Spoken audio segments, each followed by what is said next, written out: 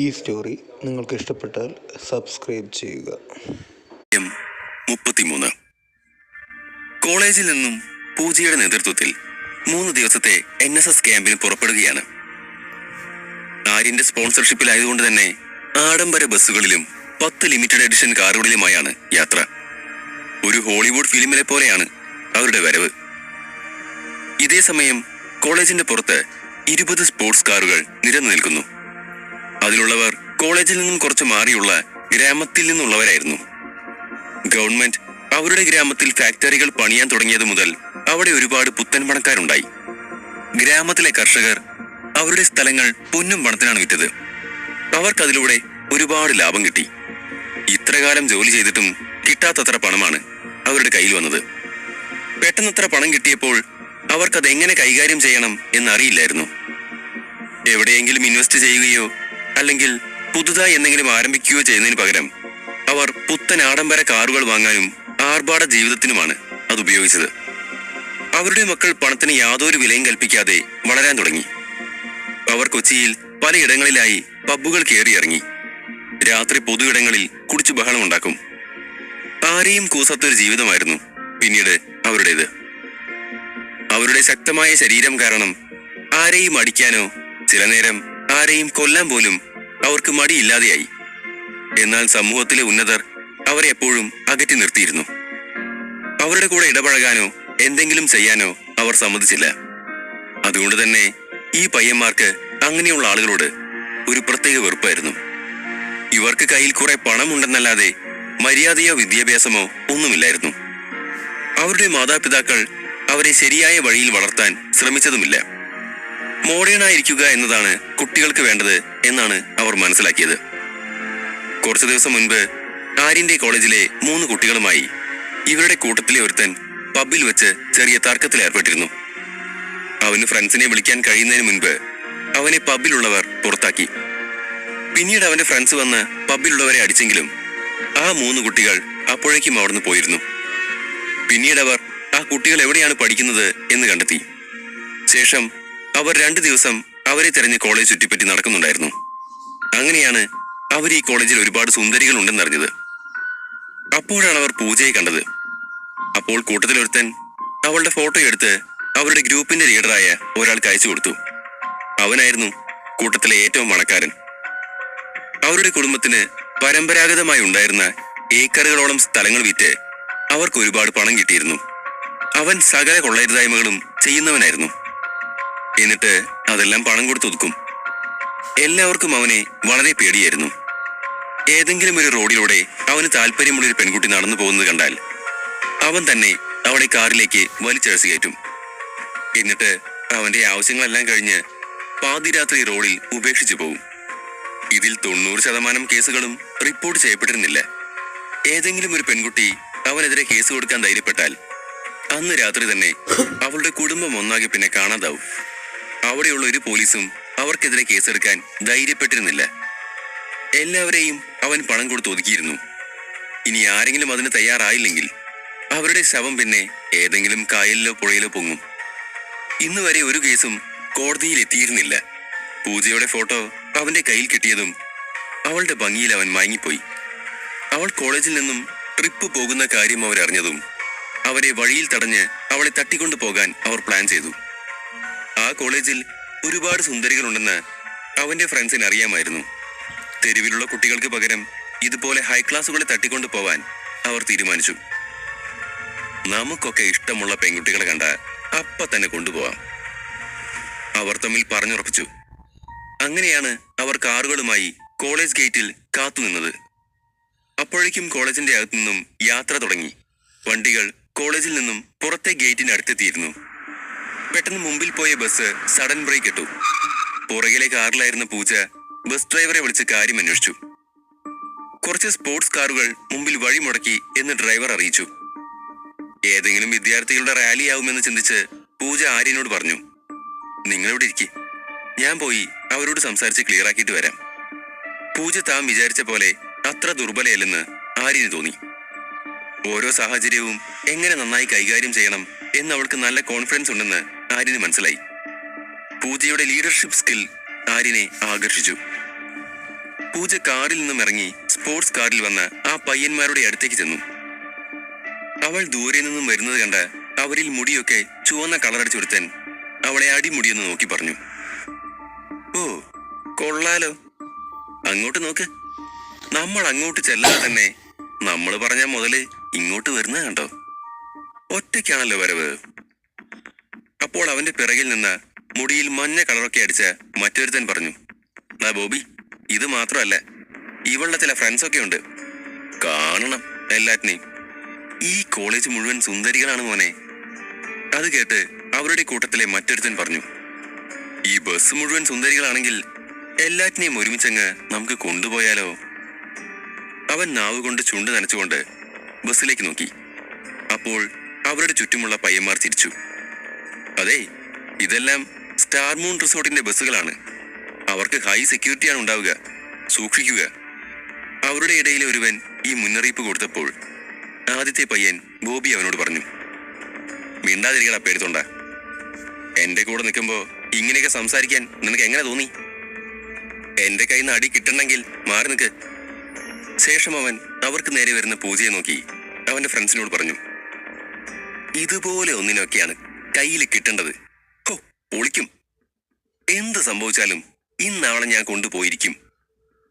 അപ്പോൾ കൂടെയുള്ളവൻ പറഞ്ഞു, അവളെ കണ്ടിട്ട് ആളൊരു തീപ്പൊരിയാണെന്ന് തോന്നുന്നു, നോക്ക്. എന്നാൽ അതൊന്നും കേട്ടിട്ടും ബോബിക്ക് യാതൊരു കുലുക്കവുമില്ല. അവൻ പറഞ്ഞു, അതിനെന്താ, അതല്ലേ കൂടുതൽ രസം.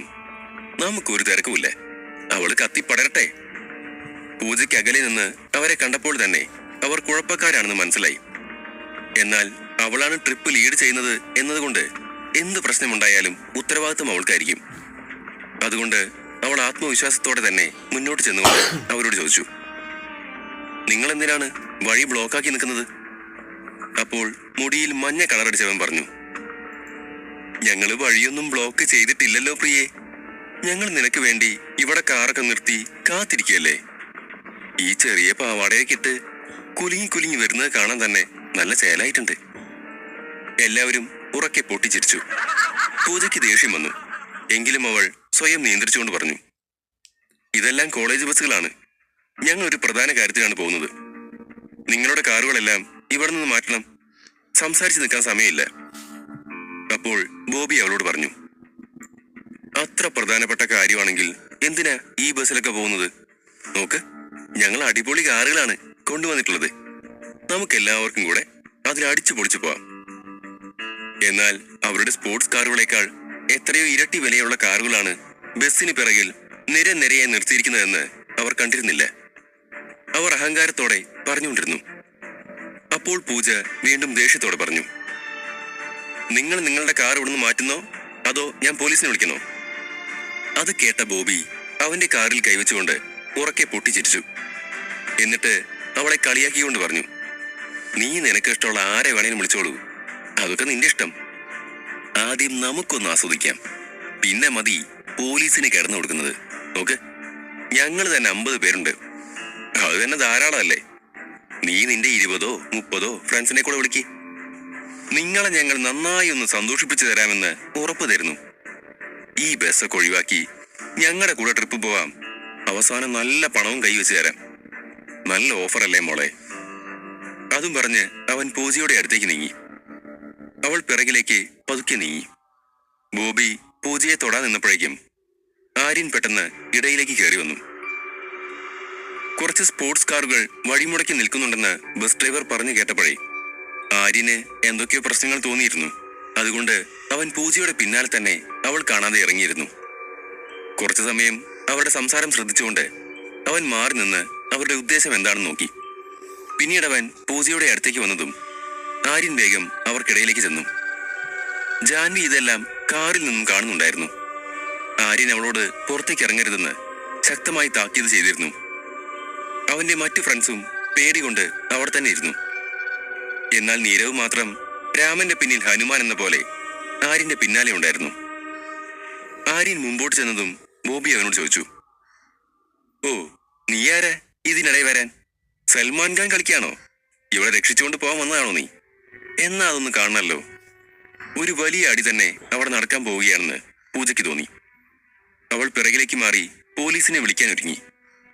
ട്രിപ്പ് തുടങ്ങുന്നതിന് മുൻപ് തന്നെ പ്രശ്നങ്ങളാണല്ലോ എന്നാണ് അവൾ ആലോചിച്ചത്. എന്നാൽ ആര്യൻ ചിരിച്ചുകൊണ്ട് അവരോട് പറഞ്ഞു, അതേലോ, ഞാൻ ഇവളെ കൊണ്ടുപോകാൻ തന്നെ വന്നതാണ്. അതുമാത്രമല്ല, നിങ്ങളെല്ലാം അടിക്കാൻ കൂടെയാണ് ഞാൻ വന്നത്. ആര്യന്റെ വാക്കുകൾ കേട്ട് ആ പയ്യന്മാർ പൊട്ടിച്ചിരിക്കാൻ തുടങ്ങി. ബോബി ആര്യനെ ചൂണ്ടിക്കൊണ്ട് പറഞ്ഞു, അയ്യോ, ഈ നിൽക്കുന്ന ഇവൻ നമ്മൾ അടിക്കാൻ പോവാണെന്ന്. ഞങ്ങളുടെ ഒരടിക്കുണ്ടോടാ ചെറുക്കാൻ നീ. അതും പറഞ്ഞ് അവൻ ആര്യന്റെ നേരെ കൈ ഉയർത്തി.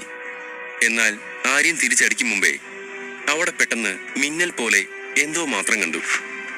വലിയ ശബ്ദത്തോടെ ബോബിയും അവന്റെ ചുറ്റുമുണ്ടായിരുന്ന 10 പേരും വേദന കൊണ്ട് നിലത്തേക്ക് തെറിച്ചു വീണു. അവർക്കിടയിൽ നിന്നുകൊണ്ട് മാഗി കൈ രണ്ടും കൊട്ടി ഷർട്ടിന്റെ കോളറൊക്കെ ശരിയാക്കി കൂളായി നിന്നു. ആര്യനും നീരവും പൂജയും ബസ്സിൽ നിന്നുള്ള മുഴുവൻ വിദ്യാർത്ഥികളും മാഗിയെ അന്തം വിട്ട് നോക്കി നിന്നു. ഒരുത്തൻ പറഞ്ഞു, ഇതെന്താ കുംഫു ആണോ? അല്ലെങ്കിൽ വേറെ എന്തെങ്കിലും ആയോധന കലയാണോ ഇനി? മാഗിയുടെ ഇടി കാരണം നിലത്ത് വീണ ഒറ്റെണ്ണത്തിനും പിന്നെ അനങ്ങാനായില്ല. ബോബി നിലത്തു നിന്നും അവളെ അടിമുടി നോക്കിക്കൊണ്ട് പറഞ്ഞു, എന്റെ പെണ്ണെ, ഒരുപാട് തീപ്പൊരികളെ ഞാൻ എന്റെ ജീവിതത്തിൽ കണ്ടിട്ടുണ്ട്. പക്ഷെ ഇതുപോലൊന്നിനെ ആദ്യമായിട്ടാണ് കാണുന്നേ. നീ അടിപൊളിയാണല്ലോ. സാധാരണ എന്റെ മേ കൈവച്ച ആരെയും വെറുതെ വിടാറില്ല. പക്ഷേ എനിക്കിഷ്ടമായി നിന്നെ. വെറുതെ ഇവന്മാരുടെ ഇടയിൽ എന്തിനാ നിൽക്കുന്നത്? ഒന്ന് കിട്ടിയിട്ടും അവന് യാതൊരു കൂസലുമില്ലായിരുന്നു. അത് കേട്ട ആര്യൻ പറഞ്ഞു, നിന്നെ ഞാനൊരു പാഠം പഠിപ്പിച്ചു തരാം. ഇത്ര കിട്ടിയിട്ടും നീ ഒന്നും പഠിച്ചില്ലല്ലോ. ആര്യൻ അവന്റെ നേർക്ക് ചെന്നതും മാഗി അവനോട് അവിടെ തന്നെ നിൽക്കാൻ കൈകൊണ്ട് ആംഗ്യം കാണിച്ചു. എന്നിട്ട് അവൾ തന്നെ ബോബിയുടെ അടുത്തേക്ക് ചെന്നു. അത് കണ്ട ബോബി സന്തോഷത്തോടെ ചിരിച്ചു. അവൻ വിചാരിച്ചത് മാഗി അവന്റെ ഓഫർ സ്വീകരിച്ചു എന്നാണ്. എന്നാൽ ആര്യൻ അത് കണ്ട് ചിരിച്ചു. മാഗി അവളുടെ ഡ്യൂട്ടിയിൽ എത്ര സ്ട്രിക്റ്റ് ആണെന്ന് ആര്യന് നന്നായി അറിയാമായിരുന്നു. തന്റെ നേരെ ആരെങ്കിലും ആക്രമിക്കാൻ വന്നാൽ അവൾ അവരെ വെറുതെ വിടില്ല. ആര്യനറിയാം. അതുകൊണ്ട് ഇനി മാഗിയുടെ അടുത്ത നീക്കം എന്തായിരിക്കും എന്നറിയാനുള്ള ആകാംക്ഷയിലായിരുന്നു. മറ്റുള്ളവരും അത് തന്നെ നോക്കി നിൽക്കുകയായിരുന്നു. എന്നാൽ ഇതൊന്നും അറിയാതെ ബോബി സംസാരിക്കാൻ തുടങ്ങി. വാ മോളെ, അപ്പൊ നീ എന്റെ ഓഫർ സ്വീകരിക്കാൻ തീരുമാനിച്ചു അല്ലേ? നല്ല കാര്യം. എന്റെ കയ്യിൽ ഒരുപാട് പണമുണ്ട്. നീയൊന്ന് മൂളിയാ മതി. എത്ര പണം വേണമെങ്കിലും നിന്റെ കാൽക്കൽ കൊണ്ടുതരാം. ഈ ലോകത്ത് എവിടെ വേണമെങ്കിലും ഞാൻ നിന്നെ കൊണ്ടുപോവാം. പണം കൊണ്ട് ഈ ലോകത്ത് എന്തും നേടാമെന്നാണ് ബോബി വിചാരിച്ചു വെച്ചത്. അവൻ കണ്ടിട്ടുള്ളവരൊക്കെ പണത്തിനു വേണ്ടി എന്തും ചെയ്യുന്നവരായിരുന്നു. മാഗി അവന്റെ നേർക്ക് ചെന്ന് കൈ നീട്ടി. അവന്റെ ഫ്രണ്ട്സ് എല്ലാം അത് കണ്ട് കൈയടിച്ചു. ബോബി തിരിച്ച് കൈ നീട്ടിയതും മാഗി അവന്റെ കൈ പിടിച്ച് മുകളിലേക്ക് ഉയർത്തി. എന്നിട്ട് അവന്റെ മുഖത്ത് ശക്തിയായി അടിച്ചുകൊണ്ടിരുന്നു. അവന്റെ ചുണ്ടൊക്കെ പൊട്ടി മുഖത്ത് നിന്നും ചോര വരാൻ തുടങ്ങി. ബോബിയുടെ ഫ്രണ്ട്സ് എല്ലാം ഇത് കണ്ട് അന്തം വിട്ടു നിന്നു. എന്താണ് സംഭവിക്കുന്നതെന്ന് ആർക്കും മനസ്സിലായില്ല. ഇന്ന് വരെ ആർക്കും ബോബിയെ തൊടാൻ ധൈര്യമുണ്ടായിരുന്നില്ല. പെട്ടെന്ന് അവന്റെ ഫ്രണ്ട്സ് എല്ലാവരും കാറിന്റെ ഡോറുകൾ തുറന്ന് ഇരുമ്പ് വടികളും ഹോക്കി സ്റ്റിക്കുകളും ചങ്ങലകളും എല്ലാം പുറത്തേക്കെടുത്തു. ബസ്സിൽ നിന്നിറങ്ങിയ സ്റ്റുഡൻസിൽ എല്ലാവരും പേടിയോടെ തിരികെ കയറാൻ തുടങ്ങി. എന്നാൽ അവരിൽ ചിലർ മാത്രം ധൈര്യത്തോടെ മുൻപോട്ട് വന്നു. വാ, നമുക്കൊരു കൈ നോക്കാം, അവരിൽ ഒരുവൻ പറഞ്ഞു. കുട്ടികളെ എല്ലാവരെയും അവർ പിറകിൽ നിർത്തി. പൂജയ്ക്ക് എന്തു ചെയ്യണമെന്നറിയാതെ നിന്നു. അവിടെ മാകെ ഒരു യുദ്ധക്കളം പോലെ തോന്നി. അധ്യായം 34. കോളേജിന്റെ പുറത്ത് യുദ്ധസമാനമായ അന്തരീക്ഷമായിരുന്നു. സ്പോർട്സ് കാറുകളിൽ പുറത്തുനിന്നും വന്ന ആളുകൾ കയ്യിൽ ഹോക്കി സ്റ്റിക്കുകളും ഇരുമ്പ് വടികളും എല്ലാമായി തയ്യാറായി നിന്നു. ട്രിപ്പിന് പോവാൻ തയ്യാറായി ഇറങ്ങിയ കോളേജിലെ സ്റ്റുഡൻസും ബസ്സിൽ നിന്നിറങ്ങി തയ്യാറായി നിന്നു. ആര്യനപ്പോൾ സ്റ്റുഡൻസിന്റെ മുമ്പിൽ കയറി നിന്നുകൊണ്ട് പറഞ്ഞു, ആരും ഇതിലേക്ക് ഇറങ്ങണ്ട, എല്ലാം ഞാൻ ഒറ്റയ്ക്ക് നോക്കിക്കോളാം. ശേഷം ആര്യൻ ബോബിയുടെ നേരെ തിരിഞ്ഞുകൊണ്ട് പറഞ്ഞു, നോക്ക്, ഞാൻ 10 വരെ എണ്ണും. അതിനുള്ളിൽ നിന്റെ പിള്ളേരെ വിളിച്ച് ഇവിടെ നിന്ന് സ്ഥലം വിട്ടോണം. ഇല്ലെങ്കിൽ നിന്നെ ഇവിടെ ഇട്ട് ഞാൻ പച്ചയ്ക്ക് കത്തിക്കും. ആര്യന്റെ ശബ്ദത്തിലെ കനം കാരണം ബോബി പെട്ടെന്ന് വിറച്ചുപോയി. ആര്യൻ കോളേജിലെ ഒരു സാധാരണ സ്റ്റുഡന്റ് ആണെന്നാണ് അവൻ വിചാരിച്ചിരുന്നത്. എന്നാൽ അവന്റെ ശബ്ദത്തിലെ ആത്മവിശ്വാസവും കൂസലില്ലായ്മയും കണ്ട് ബോബി ഒന്നും ഭയന്നു. എന്നാലും തന്റെ ഫ്രണ്ട്സിന്റെ മുമ്പിൽ തന്നെ അപമാനിച്ചപ്പോൾ ബോബിക്ക് ദേഷ്യം വന്നു. അവൻ പറഞ്ഞു, നീ എന്നോട് അടിയുണ്ടാക്കാൻ പോവുകയാണോ? ഞാൻ ആരാണെന്ന് നിനക്ക് ശരിക്കും മനസ്സിലായിട്ടില്ല. ഈ കോളേജ് പിള്ളേരെയും കൊണ്ട് എന്നെ വെല്ലുവിളിക്കാമെന്ന് നീ വിചാരിച്ചോ?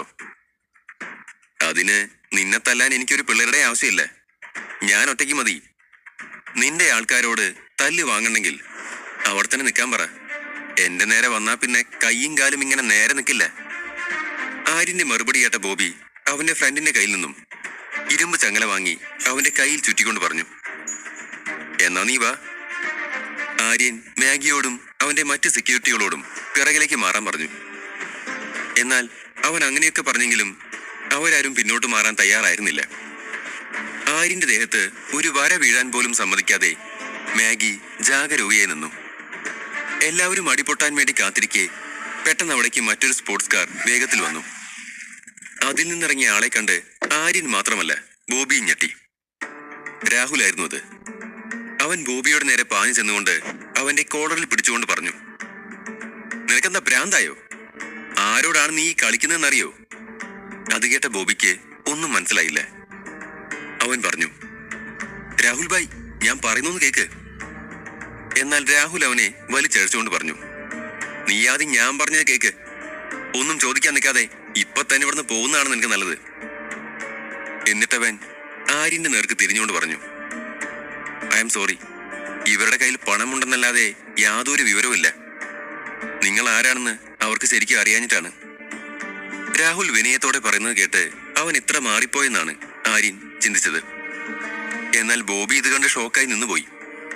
സാധാരണ തന്റെ കൂടെ എല്ലാ അടികൾക്കും മുമ്പിൽ നിൽക്കുന്ന രാഹുൽ ഇതുപോലെ പെരുമാറുന്നത് എന്തുകൊണ്ടാണെന്ന് അവന് മനസ്സിലായില്ല. രാഹുലിന്റെ അച്ഛൻ ഒരു വലിയ ബിൽഡറാണ്.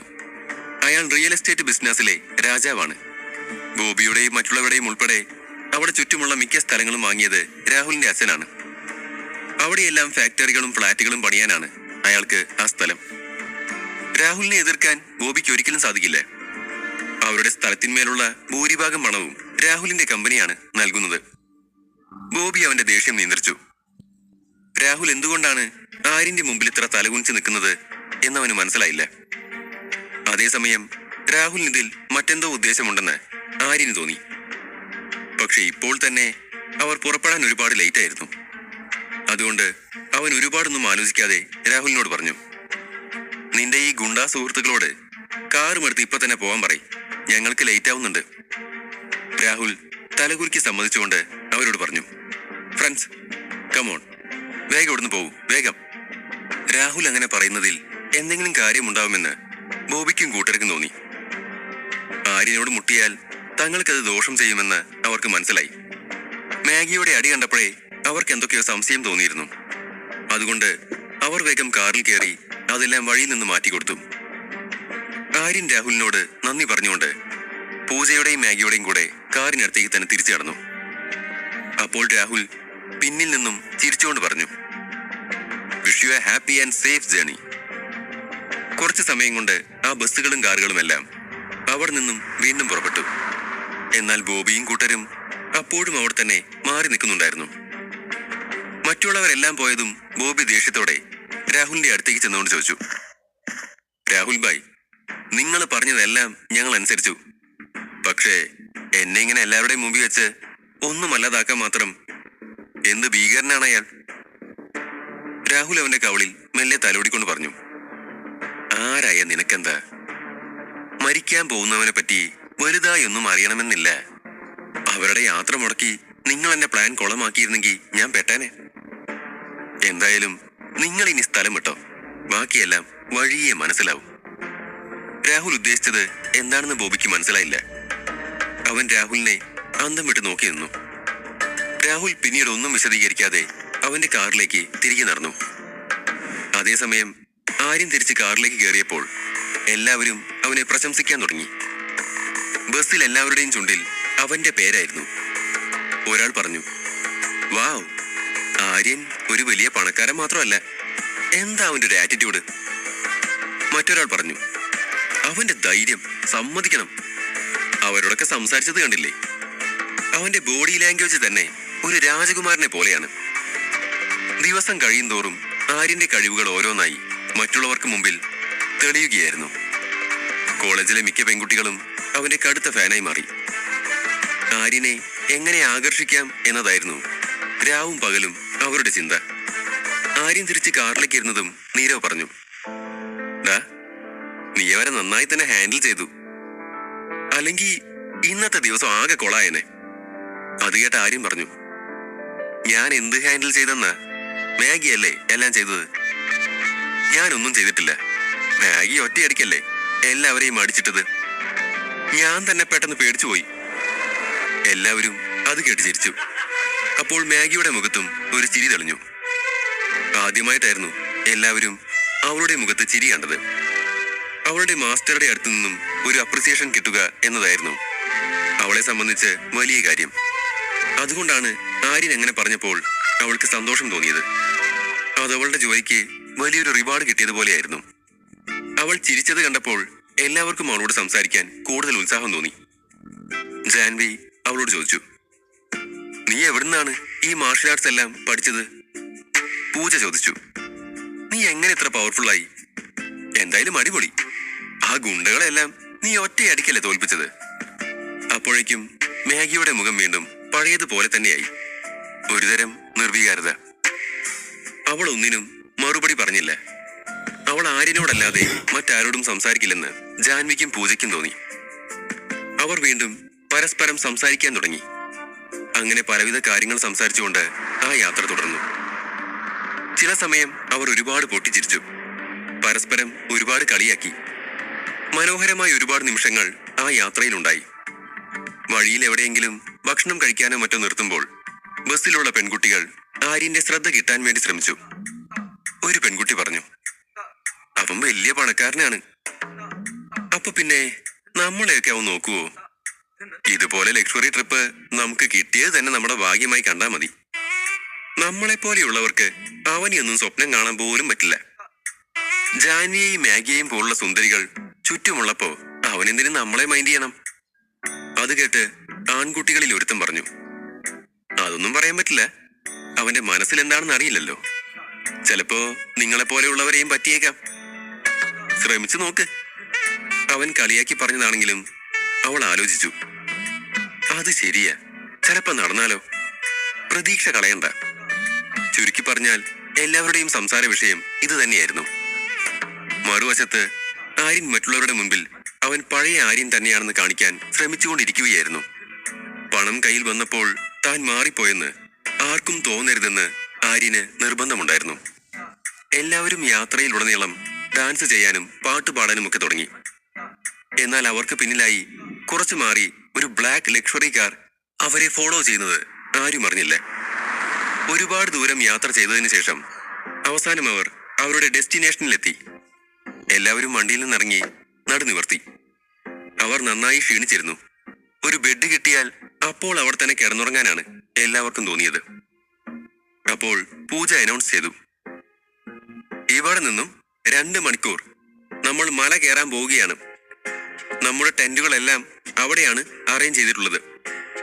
കയറുന്ന വഴിയിലുള്ള വേസ്റ്റുകളെല്ലാം പെറുക്കുകയാണ് നിങ്ങളുടെ ആദ്യത്തെ ടാസ്ക്. വെറുതെ എൻജോയ് ചെയ്യാൻ വേണ്ടി മാത്രം വന്നിട്ടുള്ള സ്റ്റുഡൻസിൽ പലരും ഇത് കേട്ട് മുഖം ചുളിച്ചു. നീണ്ട യാത്ര കഴിഞ്ഞ ക്ഷീണത്തിലായിരുന്നു എല്ലാവരും. പ്രണവ് അസ്വസ്ഥതയോടെ ആര്യനോട് പറഞ്ഞു, എന്നെ കൊണ്ടൊന്നും വയ്യ വേസ്റ്റ് പെറുക്കാൻ. ഞാൻ വെറുതെ കറങ്ങാൻ വന്നതാണ്. എന്നിട്ടിപ്പോ സ്വീപ്പറുടെ ജോലിയും ചെയ്യണോ? ഞാൻ മുകളിൽ ടെന്റിലേക്കൊന്നും പോകുന്നില്ല. ഇവിടെ കാറിൽ സുഖമായി കിടന്നോളാം. ആര്യൻ അവനെ ചീത്ത പറഞ്ഞുകൊണ്ട് പറഞ്ഞു, മിണ്ടാതിരിയടാ മടിയ, നിന്റെ ബാഗ് എടുത്ത് നടന്നേ. ഇവിടെ ആരും നിൽക്കാൻ പോകുന്നില്ല. എല്ലാവരും മുകളിൽ ടെന്റിലാണ് താമസിക്കുന്നത്. നടക്ക്. അതും പറഞ്ഞ് ആര്യൻ അവന്റെ ബാഗും തോളിലിട്ട് മുമ്പോട്ട് നടന്നു. ജാൻവിയും മാഗിയും അതുപോലെ അവന്റെ പിന്നാലെ നടക്കാൻ തുടങ്ങി. അപ്പോൾ നീരവ് പൊട്ടിച്ചിരിച്ചുകൊണ്ട് പ്രണവിന്റെയും ശരത്തിന്റെയും തോളിൽ കയറ്റുകൊണ്ട് പറഞ്ഞു, എടാ മടിയന്മാരെ, മര്യാദയ്ക്ക് വന്നോണം. ഇവിടെ ഒറ്റയ്ക്ക് നിന്ന ഏതെങ്കിലും സിംഹം വന്ന് പിടിച്ചോണ്ട് പോകും. അത് കേട്ട ശരത് പേടിയോടെ ചോദിച്ചു, ഇവിടെ കാട്ടിൽ സിംഹമുണ്ടോ? നീരവ് പറഞ്ഞു, ഇനി ഇല്ലെങ്കിൽ തന്നെ നീയൊക്കെ ഇവിടെ നിന്ന എന്തായാലും വരും. വെറുതെ സിംഹത്തിന്റെ വായി ചെന്ന് ചാടിക്കൊടുക്കണോ അതോ മുകളിൽ അടിപൊളി ടെന്റിൽ താമസിക്കണോ? ഇത് കേട്ട എല്ലാവരും പൊട്ടിച്ചിരിച്ചു.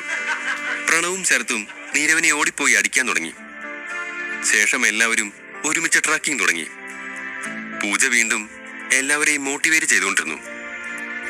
സ്റ്റാർ മൂൺ ഹോട്ടൽ നമുക്ക് വേണ്ടി വളരെ ലക്ഷൂറിയസ് ആയ ടെന്റാണ് മുകളിൽ ഒരുക്കിയിരിക്കുന്നത്. അവിടെ എത്തിയാൽ പിന്നെ നമുക്ക് യാതൊരു പ്രശ്നവും ഉണ്ടാവില്ല. കൊതുകുകളുടെയും പ്രാണികളുടെയും ശല്യം ഇല്ലാതിരിക്കാനുള്ള കാര്യങ്ങൾ വരെ അവിടെ ചെയ്തു വെച്ചിട്ടുണ്ട്. അതുപോലെ എല്ലാ ടെന്റുകളുടെ ഉള്ളിലും കൂളിംഗ് അറേഞ്ച്മെന്റ്സ് വരെയുണ്ട്. അത്രയും ലക്ഷറി ടെന്റുകളിലാണ് നമ്മൾ താമസിക്കാൻ പോകുന്നത്. പിന്നെ എല്ലാവരും ഗ്രൂപ്പുകളായിട്ടാണ് നടക്കേണ്ടത്. ആരും ഒറ്റയ്ക്ക് അലഞ്ഞു തിരിയാൻ പാടില്ല. എല്ലാവരും വളരെ ഉത്സാഹത്തിലായി. അവരെല്ലാം ചെറിയ ഗ്രൂപ്പുകൾ ഉണ്ടാക്കി തിരിഞ്ഞു. ആദ്യമൊക്കെ വഴികൾ വളരെ എളുപ്പമുള്ളതായിരുന്നു.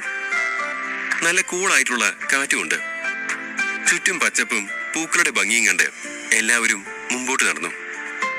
എല്ലാവരും ആ യാത്ര വളരെ ആസ്വദിച്ചുകൊണ്ടിരുന്നു.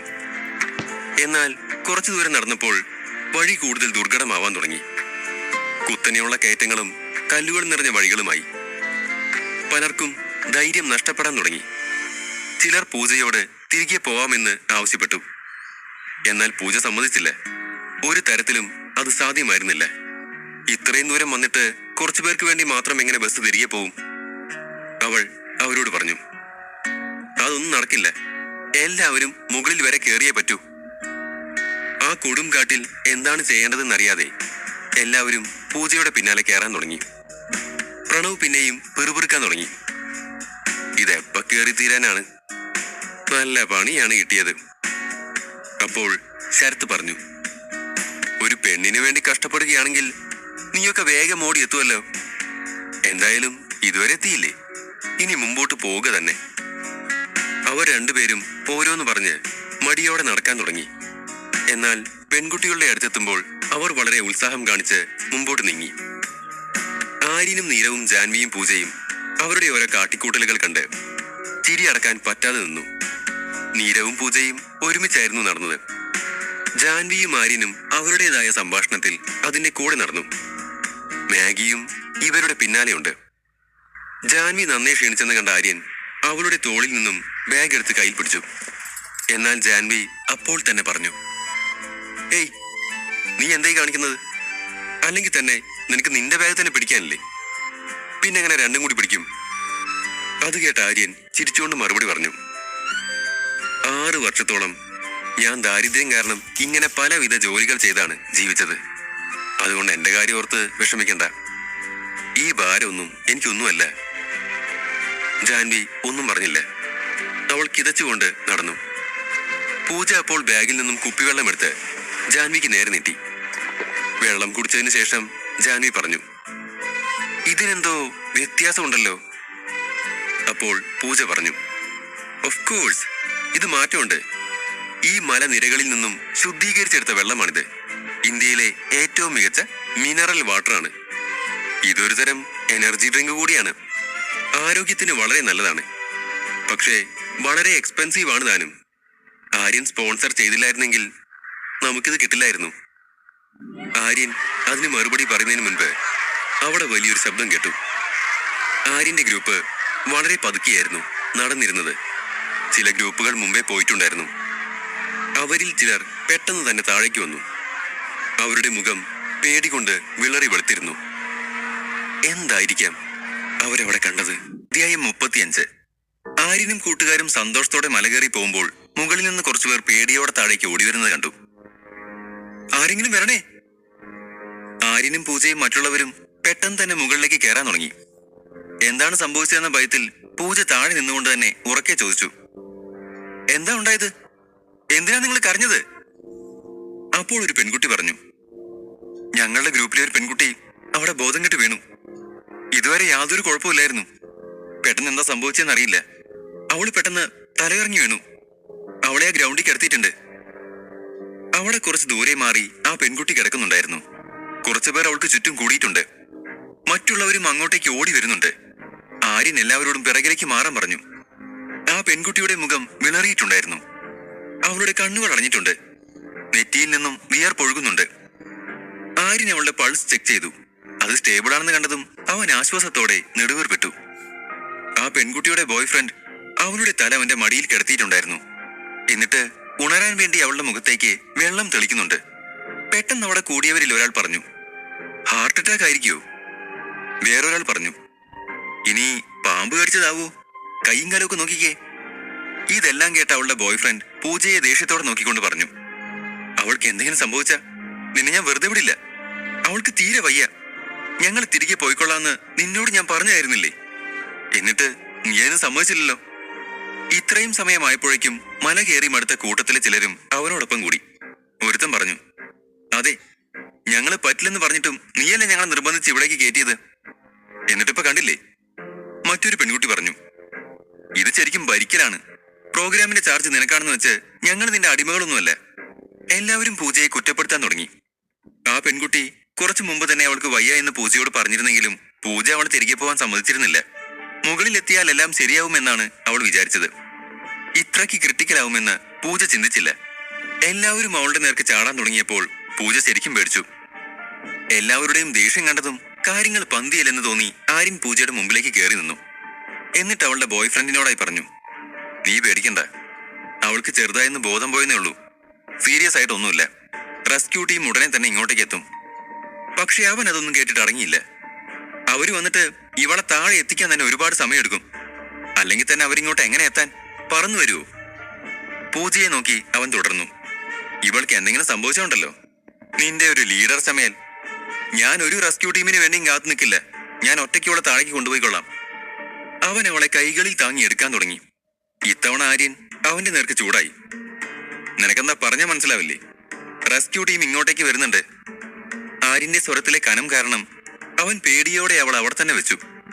എല്ലാവരും പൂജയുടെ നേർക്ക് എല്ലാ കുറ്റവും ചുമത്തുന്നത് കണ്ട് ആര്യന് ദേഷ്യം വന്നിരുന്നു. ആര്യൻ അവനോട് ചോദിച്ചു, നിങ്ങൾക്കൊന്നും ഒട്ടും സ്റ്റാമിന ഇല്ലെങ്കിൽ പിന്നെ എന്തിനാ ഇതുപോലുള്ള പരിപാടിക്ക് രജിസ്റ്റർ ചെയ്തത്? ഇതൊരു ഫൺ ട്രിപ്പ് അല്ലെന്ന് നിങ്ങൾക്കൊക്കെ അറിയാവുന്നതല്ലേ? അവൻ തിരിച്ചടിച്ചു, നീ ഈ പരിപാടി സ്പോൺസർ ചെയ്തു എന്ന് വെച്ച് ഞങ്ങളുടെ ബോസാവാമെന്നങ്ങ് തീരുമാനിച്ചോ? നീ പറയുന്നതെല്ലാം ഞങ്ങൾ അനുസരിക്കണമെന്നാണോ? രജിസ്റ്റർ ചെയ്യുന്നതും ചെയ്യാത്തതും ഞങ്ങളുടെ ഇഷ്ടം. ഒരുപാട് പേർ അവന്റെ പക്ഷം ചേർന്നു. അവരെല്ലാം ആര്യന്റെ പെട്ടെന്നുള്ള ഈ വളർച്ചയിലും പ്രശസ്തിയിലും അസൂയുള്ളവരായിരുന്നു. കൂട്ടത്തിൽ ഒരുത്തൻ പറഞ്ഞു, അവൻ പറഞ്ഞത് ശരിയാണ്, സ്പോൺസർ ചെയ്തു എന്ന് വെച്ച് ഞങ്ങളുടെ ബോസാവാൻ വരണ്ട. മറ്റൊരുത്തൻ പറഞ്ഞു, യാതൊരു സുരക്ഷാ സംവിധാനങ്ങളും ഇല്ലാതെയാണോ ഈ കാട്ടിലേക്ക് ഞങ്ങളെ കൊണ്ടുവന്നത്? ഈ പെൺകുട്ടിയെ ഇപ്പൊ തന്നെ താഴേക്ക് കൊണ്ടുപോകണം. അവിടെ പലതരം സംസാരങ്ങളുണ്ടായി. ചില പെൺകുട്ടികൾ പറഞ്ഞു, ഞങ്ങൾക്കും ഇനി ഇത് തുടരാൻ താല്പര്യമില്ല, ഞങ്ങളും തിരിച്ചു പോവാണ്. എല്ലാവരും ഇങ്ങനെ പറയാൻ തുടങ്ങിയതും പൂജ പേടിച്ചു. അവൾ ആര്യനോട് പറഞ്ഞു, ആര്യൻ, ഇനിയും താമസിപ്പിക്കുന്നത് ശരിയല്ല. ഒരു കാര്യം ചെയ്യാം, ഇവരിവളെ താഴേക്ക് കൊണ്ടുപോട്ടെ. ഞാനും ഇവരുടെ കൂടെ പോയി ബാക്കി കാര്യങ്ങളെല്ലാം ശരിയാക്കാം. നീ മറ്റുള്ളവരെയും കൊണ്ട് യാത്ര തുടരെ. എന്നാൽ അവളുടെ വാക്കുകളെ അവഗണിച്ചുകൊണ്ട് ആര്യൻ എല്ലാവരോടുമായി പറഞ്ഞു, ആർക്കെങ്കിലും തിരികെ പോകണമെങ്കിൽ ഇപ്പൊ പോവാം. പക്ഷെ ഇവിടെ ആരും തൊടില്ല. റെസ്ക്യൂ ടീം ഇങ്ങോട്ടേക്ക് വന്നുകൊണ്ടിരിക്കുകയാണ്. ബാക്കിയെല്ലാം അവര് നോക്കിക്കോളും. പൂജ ആര്യനോട് അപേക്ഷിച്ചു, ആര്യൻ പ്ലീസ്, അവരിവിടെ കൊണ്ടുപോയിക്കോട്ടെ. റെസ്ക്യൂ ടീമിനി എപ്പ ഇവിടെ എത്താനാണ്? ഇവൾക്ക് എന്തെങ്കിലും സംഭവിച്ച അത് വലിയ പ്രശ്നമാവും. നമുക്കിവളെ താഴേക്ക് കൊണ്ടുപോകാം, അതാ നല്ലത്. പൂജ അത് പറഞ്ഞു തീരുന്നതിന് മുൻപേ തന്നെ ആകാശത്ത് നിന്നും ഒരു വലിയ ശബ്ദം കേൾക്കാൻ തുടങ്ങി. എല്ലാവരും മുകളിലേക്ക് നോക്കിയപ്പോൾ ഒരു ഹെലികോപ്റ്റർ അങ്ങോട്ടേക്ക് വരുന്നത് കണ്ടു. എല്ലാവരും ഷോക്കായി നിന്നു. ആര്യൻ പറഞ്ഞു, നോക്ക്, റെസ്ക്യൂ ടീം എത്തിയിട്ടുണ്ട്. എല്ലാവരും ഒന്ന് മാറിക്കേ. ആര്യൻ ക്യാമ്പിന് വേണ്ട എല്ലാ കാര്യങ്ങളും അറേഞ്ച് ചെയ്യുന്ന കൂട്ടത്തിൽ റെസ്ക്യൂ ഹെലികോപ്റ്ററും പറഞ്ഞിട്ടുണ്ടായിരുന്നു. അതുകൊണ്ടാണ് അവൻ അറിയിച്ചപ്പോൾ തന്നെ അവർ പെട്ടെന്ന് വന്നത്. എല്ലാവരും അത് കണ്ട് അത്ഭുതപ്പെട്ടു നിന്നു. പൈലറ്റ് മെല്ലെ ഹെലികോപ്റ്റർ താഴേക്ക് ഇറക്കി. അതിൽ നിന്നും 2 ഡോക്ടർമാർ പുറത്തേക്ക് ഇറങ്ങി. അവരവളെ പരിശോധിച്ച ശേഷം പറഞ്ഞു, പേടിക്കാനൊന്നുമില്ല, ചെറുതായി സൂര്യാഘാതം ഏറ്റതാണ്. കുറച്ചു കഴിഞ്ഞാൽ തന്നെ ശരിയായിക്കോളും. ആര്യൻ അവരോട് പറഞ്ഞു, ഓക്കെ, നിങ്ങളെന്നാ ഇവളെയും കൊണ്ട് പോയിക്കോളൂ. അവളെ വീട്ടിൽ സുരക്ഷിതമായി എത്തിക്കണം. ഡോക്ടർമാർ തല കുലുക്കിക്കൊണ്ട് പറഞ്ഞു, ഓക്കെ സാർ, ചെയ്യാം. അവരാ പെൺകുട്ടിയെയും കൊണ്ട് അവിടെ നിന്നും പോയി. എല്ലാവരും ആ രംഗം കണ്ട് അന്തം വിട്ട് നിൽക്കുകയായിരുന്നു. അവന്റെ ഒരു ഫോൺ കോളിൽ സ്പെഷ്യൽ ഹെലികോപ്റ്റർ വരെ വരുമെന്ന് അവർ ചിന്തിച്ചിരുന്നില്ല. അവരുടെ ചിന്തകൾക്കും അപ്പുറമാണ് അവന്റെ സമ്പത്തും ഹോൾഡും എല്ലാം എന്ന് അവർ മനസ്സിലാക്കി. പൂജ പോലും ഇതൊരിക്കലും പ്രതീക്ഷിച്ചിരുന്നില്ല. ആര്യൻ ആ പെൺകുട്ടിയുടെ ബോയ്ഫ്രണ്ടിന് നേരെ തിരിഞ്ഞുകൊണ്ട് പറഞ്ഞു, അവൾക്ക് ഏറ്റവും മികച്ച ചികിത്സ തന്നെ ലഭിക്കുമെന്ന് ഇപ്പൊ നിനക്ക് ഉറപ്പായോ? അവൾക്കൊരു കുഴപ്പമില്ല, അവൾക്കൊന്നും സംഭവിക്കുകയില്ല. താഴെ എല്ലാ മെഡിക്കൽ ഫെസിലിറ്റികളോടും കൂടിയ ഒരു സൂപ്പർ സ്പെഷ്യാലിറ്റി ബസ്സുണ്ട്. ഹെലികോപ്റ്റർ അവളെ അങ്ങോട്ടേക്കാണ് കൊണ്ടുപോകുന്നത്. നിനക്കിനി താഴേക്ക് പോയി അവളെ കാണാം.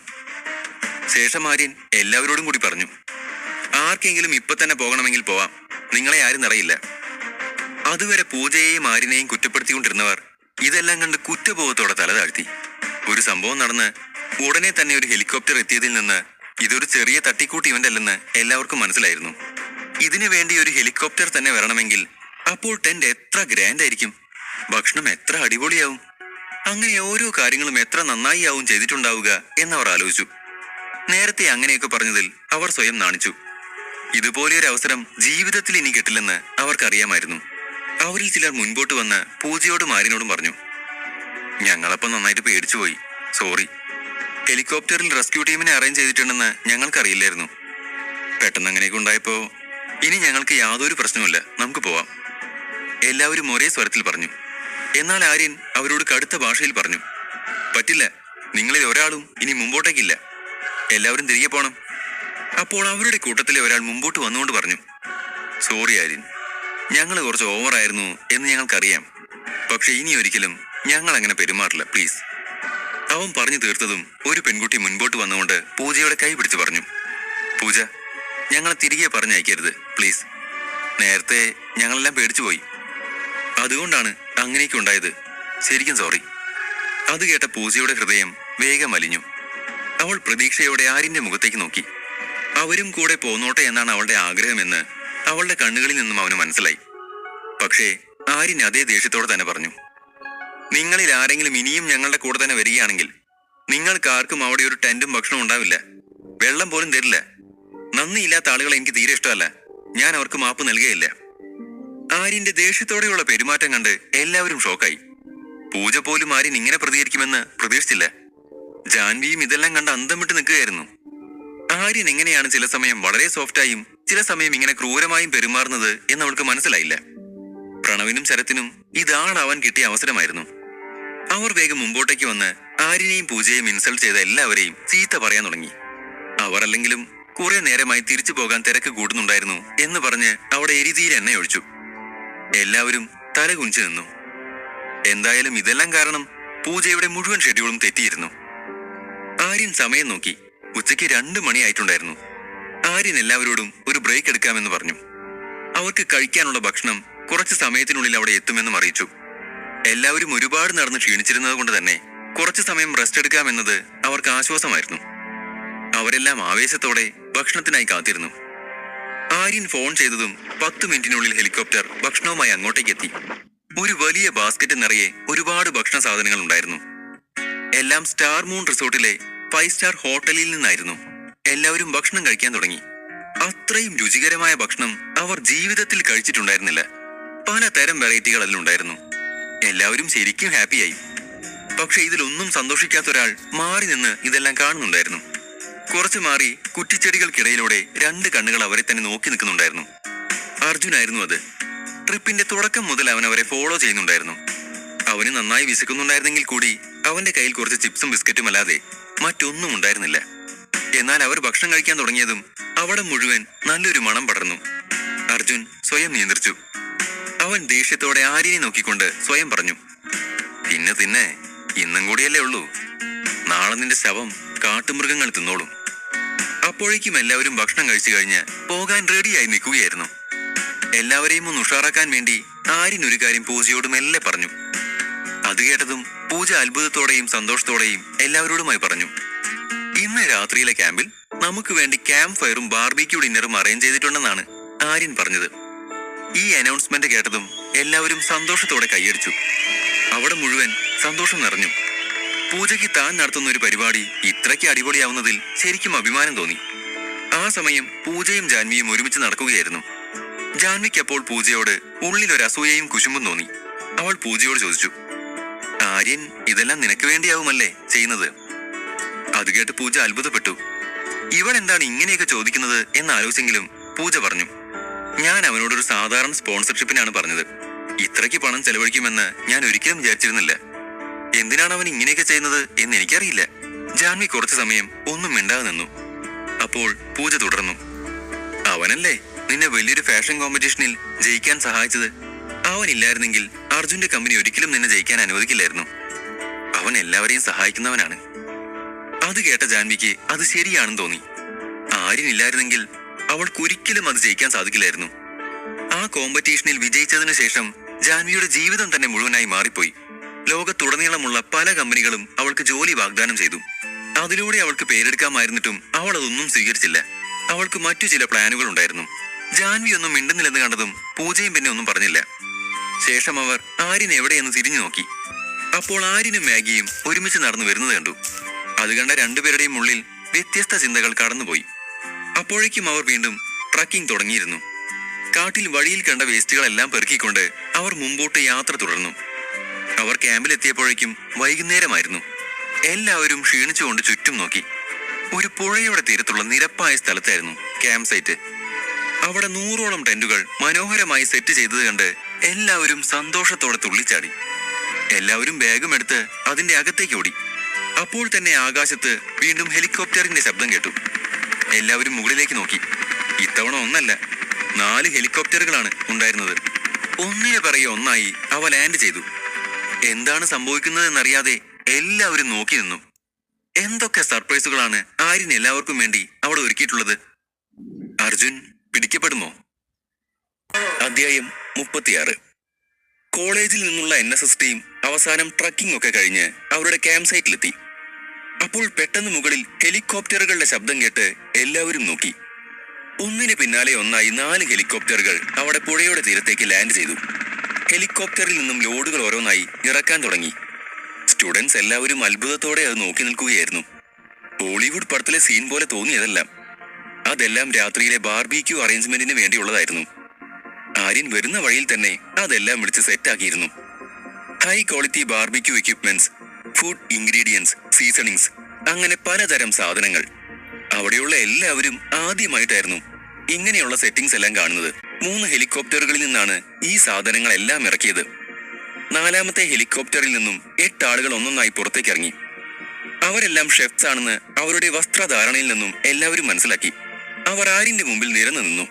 എന്നിട്ട് അവരിൽ ഒരാൾ മുൻപോട്ട് വന്നുകൊണ്ട് പറഞ്ഞു, മിസ്റ്റർ ആര്യൻ, ഞങ്ങൾ നിങ്ങളുടെ സ്റ്റാർ മൂൺ റിസോർട്ടിൽ നിന്നുള്ള ഷെഫുകളാണ്. നിങ്ങൾക്ക് വേണ്ടി ഇന്ന് ബാർബിക്യൂ സെറ്റ് ചെയ്യാനായതിൽ ഞങ്ങൾക്ക് സന്തോഷമുണ്ട്. ഞങ്ങൾ ഞങ്ങളുടെ ജോലി തുടങ്ങട്ടെ. അവിടെ ഉണ്ടായിരുന്ന എല്ലാവരുടെയും അമ്പരപ്പ് ഇപ്പോൾ എത്രയോ മുകളിൽ എത്തിയിരുന്നു. 5 സ്റ്റാർ റിസോർട്ടായ സ്റ്റാർ മൂൺ ബാർബിക്യൂ തയ്യാറാക്കാൻ മാത്രമായി 8 ഷെഫുകളെ അവർക്ക് വേണ്ടി അയച്ചിരിക്കുന്നു. അത്തരമൊരു കാര്യം അവരുടെ സ്വപ്നങ്ങൾക്കും അപ്പുറമായിരുന്നു. ആര്യൻ ചിരിച്ചുകൊണ്ട് ഷെഫുകളോട് അവരുടെ ജോലി തുടങ്ങാൻ പറഞ്ഞു. എല്ലാം വളരെ രാജകീയമായി തന്നെ നടന്നു. വിദ്യാർത്ഥികളുടെ ആവേശം കൂടിക്കൊണ്ടിരുന്നു. സന്തോഷത്തോടെ എല്ലാ ആൺകുട്ടികളും പെൺകുട്ടികളും അവരുടെ ടെന്റുകളിൽ തങ്ങളുടെ സാധനങ്ങൾ സ്ഥാപിക്കാൻ തുടങ്ങി. അതേസമയം ബാർബിക്യൂ സെറ്റ് ചെയ്യൽ അവിടെ പൂർണ്ണ ആവേശത്തോടെ തുടർന്നു. ഇതെല്ലാം കണ്ട് പൂജ സന്തുഷ്ടയായിരുന്നുവെങ്കിലും ഉള്ളിൽ ചെറിയ വിഷമമുണ്ടായിരുന്നു.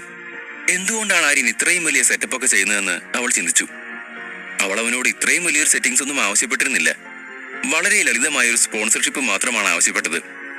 ഇത്തരം ആഡംബര ചെലവുകൾ ആവർത്തിച്ച് കണ്ടപ്പോൾ അവൾ ആര്യനോട് ചോദിച്ചു, ആര്യൻ, ഇപ്പോൾ തന്നെ ഒരുപാട് ലക്ഷറി ആയാണ് കാര്യങ്ങൾ നടക്കുന്നതെന്ന് നിനക്ക് തോന്നുന്നില്ലേ? ഇതിന്റെ എല്ലാം ആവശ്യമുണ്ടായിരുന്നോ? നിന്നോട് എങ്ങനെ നന്ദി പറയണമെന്ന് പോലും എനിക്കറിയില്ല. ഇത്രയും തുക ആര്യൻ ഒരു ദിവസത്തെ പോക്കറ്റ് മണിയേക്കാൾ കുറവാണെന്ന് പൂജയ്ക്ക് അറിയില്ലായിരുന്നു. അവൻ ചിരിച്ചുകൊണ്ട് അവളോട് മറുപടി പറഞ്ഞു, ഈ കോളേജ് ദിവസങ്ങൾ ഒരിക്കലും തിരിച്ചു വരില്ല. ഇത്തരം ക്യാമ്പുകളും എല്ലാ ദിവസവും ഉണ്ടാവില്ല. അതുകൊണ്ട് തന്നെ ഇതെല്ലാവർക്കും എന്നും മറക്കാനാവാത്ത ഓർമ്മയാക്കി മാറ്റാൻ ഞാൻ ആഗ്രഹിക്കുന്നു. അതേസമയം ഇതിലൂടെ എൻ്റെ സുഹൃത്തുക്കളോടൊത്തുള്ള നല്ല നല്ല മുഹൂർത്തങ്ങൾ ഉണ്ടാക്കാൻ ഞാനും ആഗ്രഹിക്കുന്നു. അതുകൊണ്ട് താനിപ്പോൾ അതിനെക്കുറിച്ച് മാത്രം ചിന്തിച്ചാൽ മതി. ഇവിടെ നിന്ന് കിട്ടുന്ന സന്തോഷത്തിന് എല്ലാറ്റിനേക്കാളും വിലയുണ്ട്.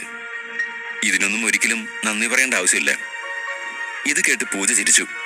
ആര്യനോടുള്ള അവളുടെ ഇഷ്ടം കൂടിക്കൂടി വന്നു. അവൾ അവനോട് എന്തോ പറയാനിരിക്കുകയായിരുന്നു. അപ്പോൾ അവരുടെ ചില സുഹൃത്തുക്കൾ അങ്ങോട്ടേക്ക് വന്ന് പറഞ്ഞു, ബാർബിക്യൂ സെറ്റ് ചെയ്യാൻ നമുക്കും അവരുടെ കൂടെ കൂടിയാലോ? അവരെല്ലാം വലിയ ആവേശത്തിലായിരുന്നു. അതിമനോഹരമായ ബാർബിക്യൂ ഉപകരണങ്ങളും ഭക്ഷണ സാധനങ്ങളും തൊടാൻ കൂടെയുള്ള അവസരമായിരുന്നു അവർക്കത്. അപ്പോൾ ആര്യൻ ചിരിച്ചുകൊണ്ട് പറഞ്ഞു, നിങ്ങൾ സഹായിക്കാൻ ശ്രമിച്ച അവരുടെ ജോലി കൂടെയുള്ളൂ. അവർക്ക് അവരുടെ ജോലി നന്നായി അറിയാം.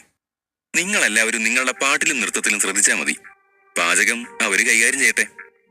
അപ്പോഴാണ് പിന്നിൽ നിന്നും ഒരു നിലവിളി കേട്ടത്. നദിക്കരയിൽ കാൽ മുറുക്കെ പിടിച്ചിരിക്കുന്ന ജാൻവിയെ കണ്ട് എല്ലാവരും അങ്ങോട്ടേക്ക് തിരിഞ്ഞു. ആര്യൻ അവളുടെ അടുത്തേക്ക് ഓടിച്ചെന്ന് ആകാംക്ഷയോട് ചോദിച്ചു, ജാൻവി, എന്തുപറ്റി? കരയുന്ന ശബ്ദത്തോടെ അവൾ മറുപടി പറഞ്ഞു, നല്ല തെളിഞ്ഞ വെള്ളം കണ്ടപ്പോ എനിക്കതിൽ ഇറങ്ങാൻ തോന്നി. ഇവിടെ കല്ലിൽ പായലുള്ളത് ഞാൻ കണ്ടില്ല. എന്റെ കാല് വഴുതി വീണതാ. ആര്യൻ അവളുടെ കാലിലേക്ക് നോക്കിക്കൊണ്ട് പറഞ്ഞു, ഇത് കണ്ടിട്ട് വീക്കമുള്ളതുപോലെ ഉണ്ടല്ലോ. അറിയില്ല, നല്ല വേദനയുണ്ട്, ജാൻവി പറഞ്ഞു. അവൾ കരയുന്നുണ്ടായിരുന്നു. അവളുടെ അവസ്ഥ കണ്ട് പൂജ പറഞ്ഞു, ആര്യൻ, ഇവളുടെ കാലിൽ നല്ല വീക്കമുള്ളതുപോലെ ഉണ്ടല്ലോ. ഹെലികോപ്റ്റർ ഇവിടെ തന്നെ ഉള്ളതുകൊണ്ട് നമുക്ക് ജാൻവിയെ ചികിത്സയ്ക്കായി താഴെ ഇറക്കിക്കൂടെ? പൂജ ഇത് പറഞ്ഞ ഉടനെ ജാൻവി പരിഭ്രാന്തയായി പറഞ്ഞു, അയ്യോ, അതൊന്നും വേണ്ട, എനിക്ക് ഇവിടെ നിൽക്കണം, എങ്ങോട്ടും പോകണ്ട. പൂജ അവളോട് പിന്നെയും പറഞ്ഞു നോക്കി, ജാൻവി, നമുക്ക് നാളെ കൂടുതൽ ട്രക്കിംഗ് നടത്താനൊക്കെ ഉള്ളതാണ്. ഇതിലും മോശമായ സ്ഥലങ്ങളാണ് ഇനി വരാനുള്ളത്. നീ എങ്ങനെ ഈ കാലും കൊണ്ട് നടക്കും? ജാൻവിക്ക് പോകാൻ തീരെ മനസ്സിലായിരുന്നു. നിരാശയോടെ അവൾ പറഞ്ഞു, എനിക്ക് രാവിലെ സുഖമാവും. ഇവിടെ മെഡിക്കൽ കിറ്റ് ഉണ്ടല്ലോ. കൂടാതെ എന്റെ ബാഗിൽ ഒരു പ്രത്യേക ഓയിലുണ്ട്. അതെല്ലാത്തരം വേദനയും വീക്കവും ഇല്ലാതാക്കും. ഞാൻ ഇപ്പൊ തന്നെ അത് പുരട്ടി നോക്കട്ടെ, എല്ലാം ശരിയാവും. ജാൻവിയുടെ നിർബന്ധത്തിന് വഴങ്ങി പൂജ നിസ്സഹായതയോടെ ആര്യനെ നോക്കി. ഒരു നിമിഷം ആലോചിച്ച ശേഷം ആര്യൻ പറഞ്ഞു, ശരി, ഹെലികോപ്റ്റർ എപ്പോഴാണെങ്കിൽ ഇവിടെ ഉണ്ടല്ലോ, നമുക്ക് നാളെ രാവിലെ വരെ നോക്കാം. പൂജ സമ്മതഭാവത്തിൽ തലയാട്ടി. എന്നാൽ ആര്യൻ ജാൻവിക്ക് വളരെയധികം പ്രാധാന്യം നൽകുന്നത് പൂജയെ അസൂയപ്പെടുത്തിയിരുന്നു. ആര്യൻ ജാൻവിയെ എഴുന്നേക്കാൻ സഹായിച്ചു. അവൾ വേദനയോടെ ഉറക്കെ കരഞ്ഞു. അവളുടെ വേദന കണ്ട് ആര്യൻ ഉടനെ അവളെ കൈകളിൽ കോരിയെടുത്തു. ആര്യൻ അവളെ ടെന്റിലേക്ക് കൊണ്ടുപോകുന്ന ആ രംഗം കണ്ട് എല്ലാ പെൺകുട്ടികളും ഉള്ളിൽ നെടുവേർപ്പെട്ടു. ഒരു പെൺകുട്ടി മന്ത്രിച്ചു, ഈ ജാൻവിക്ക് ശരിക്കും എന്തെങ്കിലും സംഭവിച്ചതാണോ, അതോ ആര്യന്റെ ശ്രദ്ധ കിട്ടാൻ വേണ്ടി അവൾ മനഃപൂർവ്വം അങ്ങനെ ചെയ്തതാണോ? അപ്പോൾ മറ്റൊരു പെൺകുട്ടി പറഞ്ഞു, കാലൊടിഞ്ഞ ആര്യൻ ഇങ്ങനെ എടുത്തുകൊണ്ട് പോകുമെങ്കിൽ ഞാൻ സന്തോഷത്തോടെ എന്റെ 2 കാലുകൾ ഓടിച്ചേനെ. എല്ലാ പെൺകുട്ടികളുടെ ഉള്ളിലും അസൂയ നിറഞ്ഞു. മുഴുവൻ വിദ്യാർത്ഥികൾക്കും ഇപ്പോൾ പുതിയൊരു ഗോസിപ്പ് മെറ്റീരിയൽ കിട്ടി. എല്ലാവരും പരസ്പരം സംസാരിച്ചുകൊണ്ടിരുന്നു. ഒരു ആൺകുട്ടി പറഞ്ഞു, അതെ, ഈ 3 പെൺകുട്ടികളിൽ ആര്യന്റെ മനസ്സ് ഏത് പെൺകുട്ടിയുടെ കൂടെയാണെന്ന് മനസ്സിലാക്കാൻ പറ്റുന്നില്ലല്ലോ. മറ്റൊരാൾ മറുപടി പറഞ്ഞു, അതെന്തായാലും ജാൻവി തന്നെയാണെന്നാണ് എനിക്ക് തോന്നുന്നത്. അപ്പോൾ വേറൊരു കുട്ടി പറഞ്ഞു, അതൊക്കെ ശരിയായിരിക്കും, പക്ഷെ ആ മാഗിയെ നോക്ക്, അവൾ എപ്പോഴും ആര്യന്റെ നിഴലായി കൂടെ തന്നെയുണ്ട്. പിന്നെ പൂജ, അവൾ നടത്തുന്ന ഇവന്റിന് വേണ്ടിയല്ലേ അവൻ ഇങ്ങനെ പണം ചെലവഴിക്കുന്നത്. അതിലെന്തോ ഒരു ചുറ്റിക്കളി തോന്നുന്നില്ലേ? എന്നാൽ ആര്യൻ ഈ വക ഗോസിപ്പുകൾക്കൊന്നും ചെവി കൊടുത്തില്ല. അപ്പോൾ അവന്റെ മനസ്സിൽ ജാൻവി മാത്രമായിരുന്നു. ആര്യൻ ജാൻവിയെയും കൊണ്ട് ടെന്റിന്റെ അകത്തേക്ക് നടന്നു. മറ്റുള്ളവരെല്ലാം പുറത്തു തന്നെ നിന്നു. മാഗിയും പൂജയും പോലും അപ്പോൾ എന്തോ അകത്തേക്ക് പോവാൻ തോന്നാതെ അവിടെ തന്നെ നിന്നു. അകത്തെത്തിയതും ആര്യൻ ജാൻവിയെ അവിടെ കിടത്തി. എന്നിട്ട് അവളുടെ ഷൂ ഊരി മാറ്റാൻ തുടങ്ങി. അപ്പോൾ അവൾ ചമ്മലോടെ കാൽ പിറകിലേക്ക് വലിച്ചുകൊണ്ട് പറഞ്ഞു, ഏയ്, അതൊന്നും വേണ്ട ആര്യൻ, ഞാൻ ചെയ്തോളാം. പക്ഷെ അവൻ വീണ്ടും അവളുടെ കാലിൽ പിടിച്ചുകൊണ്ട് പറഞ്ഞു, മിണ്ടാതെ അവിടെ കിടക്ക്, തൽക്കാലം ഞാൻ പറഞ്ഞത് കേട്ടാ മതി. പിന്നെ എവിടെ നേരത്തെ പറഞ്ഞ ഓയില്? ജാൻവി അപ്പോൾ അവളുടെ ബാഗിലേക്ക് ചൂണ്ടിക്കൊണ്ട് പറഞ്ഞു, എന്റെ ബാഗിന്റെ ഉള്ളിൽ ഒരു കിറ്റുണ്ട്, അതിൽ ഒരു ചെറിയ റെഡ് ബോട്ടിലുണ്ട്. ആര്യൻ ജാൻവിയുടെ ബാഗ് തുറന്ന് ആ ഓയിൽ പുറത്തെടുത്തു. എന്നിട്ട് വീണ്ടും അവളുടെ അടുത്തേക്ക് തന്നെ ചെന്ന് അവളുടെ കാലെടുത്ത് അവന്റെ മടിയിൽ വെച്ചു. ആര്യൻ അവളുടെ പാന്റ് കുറച്ച് മുകളിലേക്ക് കയറ്റി വെച്ച് ഓയിൽ കൊണ്ട് വീങ്ങിയ ഭാഗം മസാജ് ചെയ്യാൻ തുടങ്ങി. ജാൻവി അപ്പോൾ ആര്യൻ അവളെ താങ്ങിയെടുത്ത് അകത്തേക്ക് കൊണ്ടുവന്ന രംഗം ഓർക്കുകയായിരുന്നു.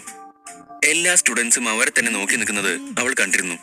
അവൾ അപ്പോൾ വേദന കൊണ്ട് ആര്യന്റെ നെഞ്ചിൽ മുഖം പൂഴ്ത്തിയായിരുന്നു നിന്നത്. അവൾ ആര്യന്റെ മുഖത്തേക്ക് നോക്കി. അവൻ എപ്പോഴും അവളുടെ കാലിൽ മസാജ് ചെയ്യുകയായിരുന്നു. പെട്ടെന്ന് ചെറുതായി വേദന പോലെ തോന്നിയപ്പോ അവൾ ഒന്ന് ശബ്ദമുണ്ടാക്കി. അപ്പോൾ അവൻ ചോദിച്ചു, വേദനിച്ചോ? ജാൻവിക്ക് അപ്പോൾ ചെറിയ നാണം പോലെ തോന്നി. അവൾ അവന്റെ മുഖത്ത് നോക്കാൻ മടി തോന്നിയിട്ട് മുഖം പൊത്തിക്കൊണ്ട് പറഞ്ഞു, ഇല്ല, കുഴപ്പമൊന്നുമില്ല. ആര്യൻ അവളുടെ നാണം കണ്ട് ചിരി വന്നു. അവൻ വീണ്ടും മസാജ് ചെയ്യാൻ തുടങ്ങി. ഇപ്പോ സുഖം തോന്നുന്നുണ്ടോ? അവൾ കണ്ണുകൾ താഴ്ത്തിക്കൊണ്ട് പറഞ്ഞു, ഇപ്പൊ കുറച്ച് സുഖം തോന്നുന്നുണ്ട്. അപ്പോൾ ആര്യൻ അവളെ കളിയാക്കിക്കൊണ്ട് ചോദിച്ചു, അത്രയ്ക്ക് സുഖമുണ്ടെങ്കിൽ ഞാൻ ഈ കാലുകൂടെ മസാജ് ചെയ്യട്ടെ? ജാൻവി അവന്റെ നേരെ തലയിണ എടുത്തെറിഞ്ഞു. ആര്യൻ ചിരിച്ചുകൊണ്ട് പറഞ്ഞു, ശരി ശരി, ഞാനൊന്നും പറയുന്നില്ല, നീ റെസ്റ്റ് എടുക്ക്, ഞാൻ പുറത്തെ കാര്യങ്ങൾ എന്തായെന്ന് പോയി നോക്കട്ടെ. ആര്യൻ ചിരിച്ചുകൊണ്ട് അവിടുന്ന് പുറത്തേക്ക് ഇറങ്ങി. അവന്റെ ആ വരവ് കണ്ടതും പലരും വീണ്ടും അവരെക്കുറിച്ച് ഓരോന്ന് പറയാൻ തുടങ്ങി. ആര്യൻ അതൊന്നും ശ്രദ്ധിക്കാതെ നേരെ ബാർബിക്യൂ തയ്യാറാക്കുന്നതിന്റെ അവിടേക്ക് പോയി. സന്ധ്യാസമയമായപ്പോഴേക്കും അവിടെ മാകെ ഉത്സവ അന്തരീക്ഷമായി. ആൺകുട്ടികളും പെൺകുട്ടികളും ഡാൻസ് കളിക്കുന്നുണ്ട്. ഒരു ഭാഗത്ത് രുചികരമായ ഭക്ഷണത്തിന്റെ മണം പടരാൻ തുടങ്ങി. കുറച്ചു കഴിഞ്ഞപ്പോൾ ഷെഫുമാർ ഭക്ഷണം വിളമ്പാൻ തുടങ്ങി. എല്ലാവരും ഒരുമിച്ചിരുന്ന് രുചികരമായ ഭക്ഷണം കഴിക്കാൻ തുടങ്ങി. അതിന്റെ ടേസ്റ്റിൽ അവർ അലിഞ്ഞുപോയി. ഒരാൾ പറഞ്ഞു, ഈ വിളമ്പിത്തരുന്ന പ്ലേറ്റ് തന്നെയൊന്ന് നോക്കും മോനെ, ഇതിലൊക്കെ കഴിക്കാൻ കിട്ടുന്നത് തന്നെ ഒരു ഭാഗ്യമാണ്. അതുപോലെ എല്ലാവരും ഓരോ കമന്റുകൾ പറയാൻ തുടങ്ങി. ആര്യൻ കഴിക്കാനിരിക്കുന്നതിന് മുൻപ് ഒരു പ്ലേറ്റിൽ ജാൻവിക്ക് കുറച്ച് ഫുഡ് എടുത്തുകൊണ്ട് ടെന്റിന് നേരെ നടന്നു. അപ്പോഴാണ് അവൾ ടെന്റിന് പുറത്തേക്ക് വരുന്നത് കണ്ടത്. അത് കണ്ടതും അവൻ പ്ലേറ്റ് അവിടെ വെച്ച് അവളുടെ അടുത്തേക്ക് ഓടിച്ചെന്നു. ഏയ്, നീ എന്തിനാ ഇറങ്ങി വന്നത്? ഫുഡ് ഞാൻ അങ്ങോട്ട് കൊണ്ടുവരായിരുന്നല്ലോ. അത് കേട്ട് ജാൻവി പറഞ്ഞു, എനിക്കിപ്പോ കുറച്ച് സുഖം തോന്നുന്നുണ്ട്, അതാ ഞാൻ തന്നെ വന്നത്. അകത്തൊറ്റയ്ക്കിരുന്ന് എനിക്ക് മടുത്തു. അപ്പോൾ പൂജ ഇടയിൽ കയറി പറഞ്ഞു, പക്ഷെ നിന്റെ കാലിൽ ഇപ്പോഴും നല്ല വീക്കുണ്ടല്ലോ. അതെ, പക്ഷേ വേദന കുറഞ്ഞിട്ടുണ്ട്. എനിക്ക് എല്ലാവരുടെയും കൂടെ പുറത്തിരുന്ന് ഭക്ഷണം കഴിക്കണം. ജാൻവി പറഞ്ഞത് കേട്ട് പൂജ പിന്നെ ഒന്നും മിണ്ടിയില്ല. ആര്യന്റെ സഹായത്തോടെ ജാൻവി മെല്ലെ മെല്ലെ ക്യാമ്പ് ഫയറിന്റെ അവിടേക്ക് നടന്നു. പാർട്ടിയപ്പോൾ അതിന്റെ എല്ലാ ബഹളത്തിലേക്കും കടന്നിരുന്നു. എല്ലാവരും പാട്ടും ഡാൻസും ഭക്ഷണം കഴിക്കലുമായിരുന്നു. ജാൻവിയും പൂജയും മാഗിയും ആര്യന്റെ കൂടെയായിരുന്നു ഇരുന്നത്. നീരവും കൂട്ടരും കുറച്ച് മാറി സംസാരിച്ചിരിക്കുകയായിരുന്നു. ആര്യനെ കണ്ട ആൺകുട്ടികൾ അസൂയയോടെ പരസ്പരം സംസാരിക്കാൻ തുടങ്ങി. ആര്യനെല്ലാം ഉണ്ട്, പണമുണ്ടായ പിന്നെ മറ്റൊന്നും നോക്കാനില്ല. അവനെ നോക്ക്, ചുറ്റും സുന്ദരികളായ പെൺകുട്ടികൾ. എല്ലാവരും ഓരോ ഗ്രൂപ്പുകളായി തിരിഞ്ഞ് സംസാരിക്കാൻ തുടങ്ങി. തീറ്റയും കുടിയും എല്ലാം നടക്കുന്നുണ്ട്.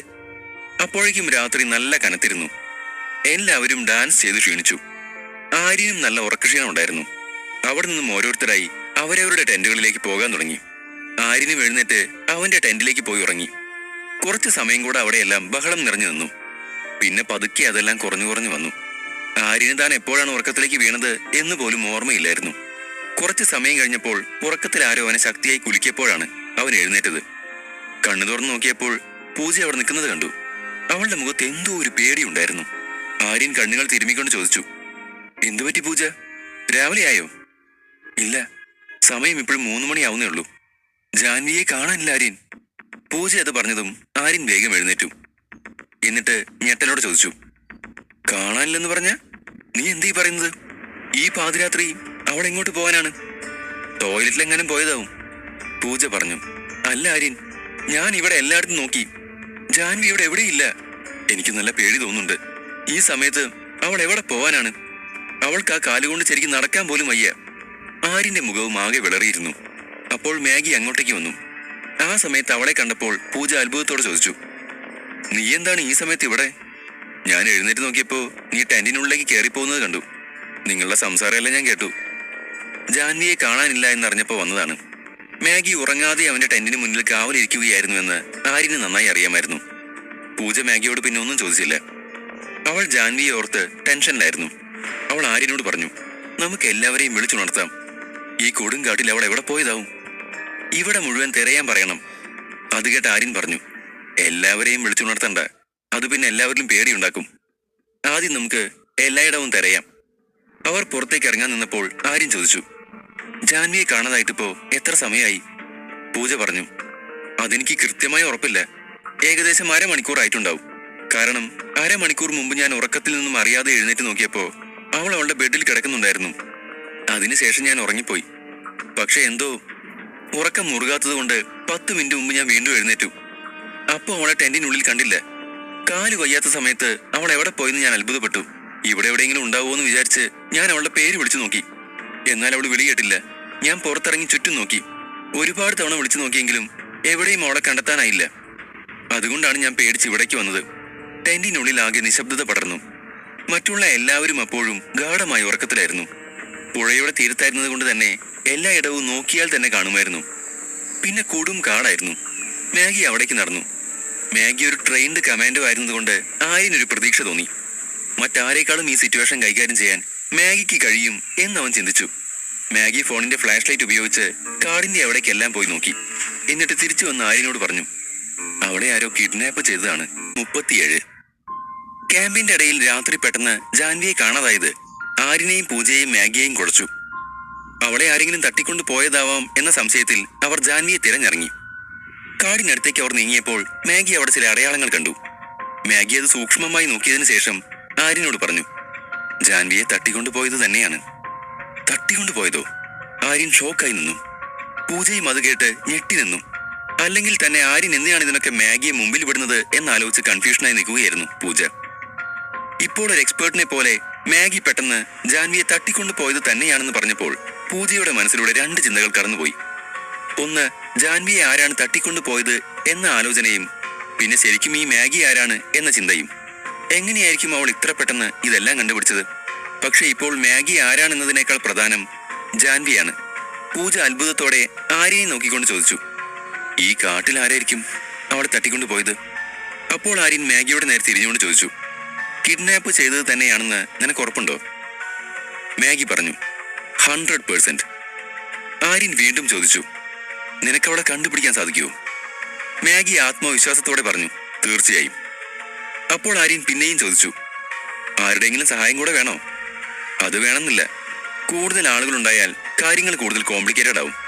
പൂജ പരിഭ്രമത്തോടെ പറഞ്ഞു, ആര്യൻ, അവർ എത്ര പേരുണ്ടാവുമെന്ന് നമുക്കറിയില്ല. നമുക്ക് നമ്മുടെ കൂട്ടത്തിലെ കുറച്ചുപേരെ കൂടെ വിളിച്ചാലോ? എന്നാൽ ആര്യൻ പൂജയെ അവഗണിച്ചുകൊണ്ട് മാഗിയോട് ചോദിച്ചു, ജാൻവിയെ കിഡ്നാപ്പ് ചെയ്തതാണെന്ന് നിനക്കെങ്ങനെ മനസ്സിലായി? മാഗി പറഞ്ഞു, ഇത് നോക്ക്, അവളെ വലിച്ചഴിച്ച പാടുകളാണിത്.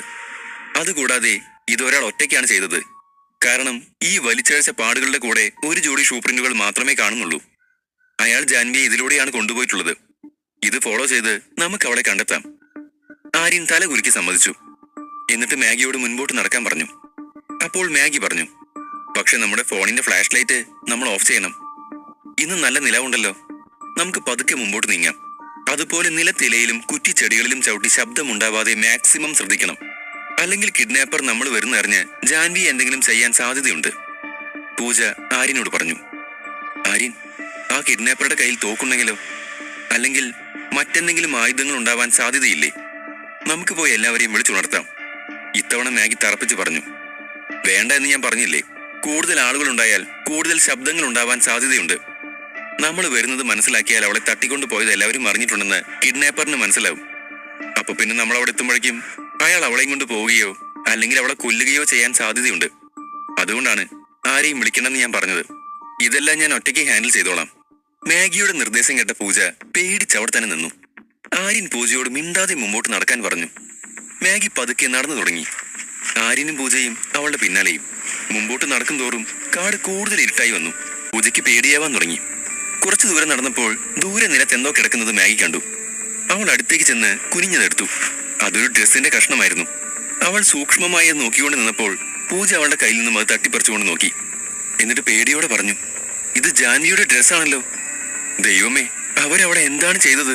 ഇത് പേടിക്കൊണ്ട് വിറയ്ക്കാൻ തുടങ്ങി. അത് ജാൻവിയുടെ തന്നെയാണെന്ന് ആര്യനും ഉറപ്പുവരുത്തി. ജാൻവി ഇന്ന് മുഴുവൻ തന്നോടൊപ്പം തന്നെ ഉണ്ടായിരുന്നു. താനവിടെ ഉണ്ടായിട്ട് പോലും ആരാണ് അവളെ തട്ടിക്കൊണ്ടു പോകാൻ ധൈര്യപ്പെട്ടതെന്നോർത്ത് അവൻ അത്ഭുതപ്പെട്ടു.